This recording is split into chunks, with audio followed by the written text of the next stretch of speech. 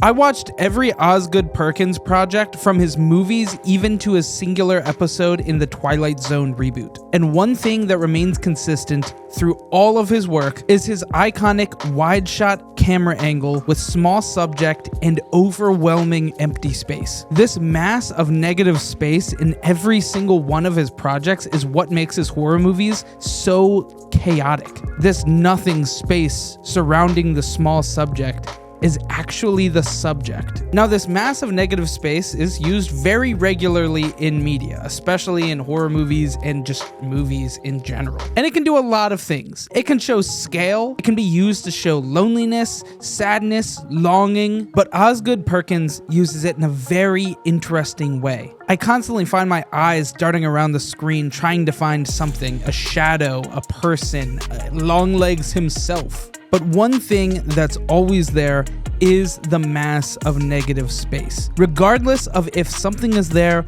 or something is not there, there's this feeling of dread, this impending doom that something is there. It's kind of like a reverse jump scare. It's the idea that something could jump out, but there's not anything. Ever.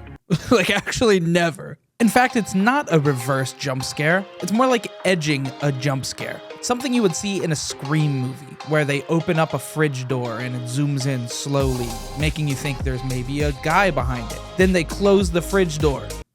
There's nothing. It's actually like a new age meta horror thing. The use of negative space may be Osgood's signature, but that doesn't mean that no other horror movie director can use it. In fact, it's used pretty generously in a lot of other horror movies. The ending scene of It Follows uses negative space beautifully. It makes you think, oh, maybe it's following, but it could just be a dude. This will they, won't they of negative space, will they use it, will they not use it, is negative space in a horror movie in a nutshell. And I'm not alone in realizing that negative space is becoming bigger and bigger in modern day horror movies. Not that it wasn't there in older movies, of course it was. It's a big foundation of filmmaking. It's equal to the rule of thirds or the Fibonacci sequence. It's just a piece of cinematography, filmmaking as a whole. Now listen, I'm not gonna sit here and act like I went to school for cinematography and really even know what I'm talking about at all. Hey, I'm just a guy that watches movies. I'm just saying that this feels different. Things from Osgood Perkins feel different. When I got out of the theater for Longlegs, I felt fearful. Like, not scared, like Longlegs was gonna be right around the corner, and the whole supernatural twist kinda took me out of the actual fear of the movie, but I felt scared. Like, it was a scary movie. I know that I'm safe. I know that there's no Longlegs out to get me, but that means something. It had me looking around the empty space, the negative space, you know, at my house, outside, during the dark, like for the next couple of days. Now, I wasn't like looking around for some boogeyman. It was scary. There was impending doom. All I'm saying is that's rare for me. All right, let's look at some examples. So first off, in Longlegs, even in just the opening scene, not even the opening scene, actually skip the opening scene. Let's look at 5 minutes in. She's going up to this house that she feels an ominous presence from, her psychic powers or whatever is going on. But she's such a small piece of the screen. It's hard to not look around the screen trying to find something there. What about in that window? After, you know what happens, walking down these dark corridors inside of the house. I mean, the house is small. Well, it's not small, but it's not a lot of open space. But how Perkins uses this space is ridiculous. Every single shot is intentional. We are supposed to be looking over her shoulder at everything else. It feels like we're not supposed to be looking at Harker. That's the only part of the screen that something can't happen different. Unless she got shot or something, but she doesn't. Okay, we've all seen Longlegs, we know the style, but what about some of his other work? Let's look at I Am the Pretty Thing That Lives in the House.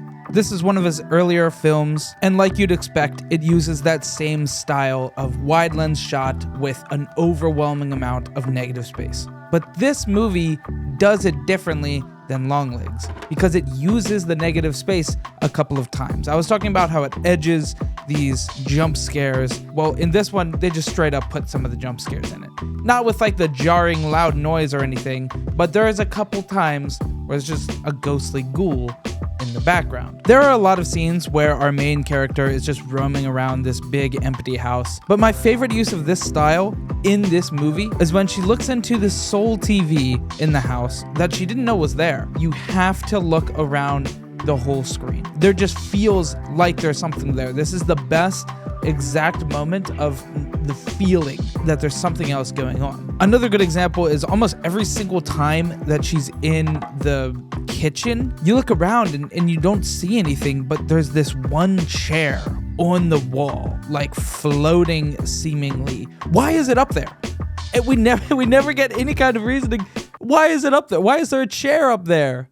If you're wondering about the monkey, it was more a film based on a short story by Stephen King than an Osgood Perkins movie. And yes, I know that's what it is. Doesn't make it bad, it just doesn't quite have the exact same feel. It does still have the negative space, wide lens. It feels a bit more corny, like funny. But we're not really talking about that movie. But that next movie, Keeper, I can already tell it's gonna be a banger. A little more art house. The monkey's pretty in your face with what it is. Longlegs, I'm the pretty thing.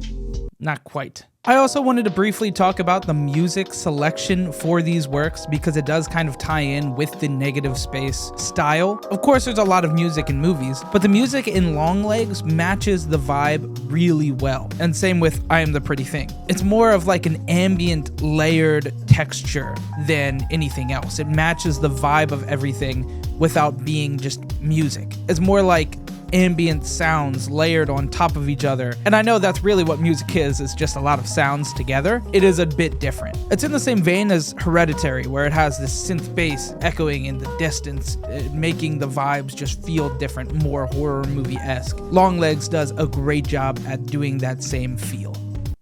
I don't got much more to say. I just really like Osgood Perkins as a director. If you got any movie recommendations for the similar style of horror movie, comment them down below. And thanks so much for watching. Oh, and subscribe.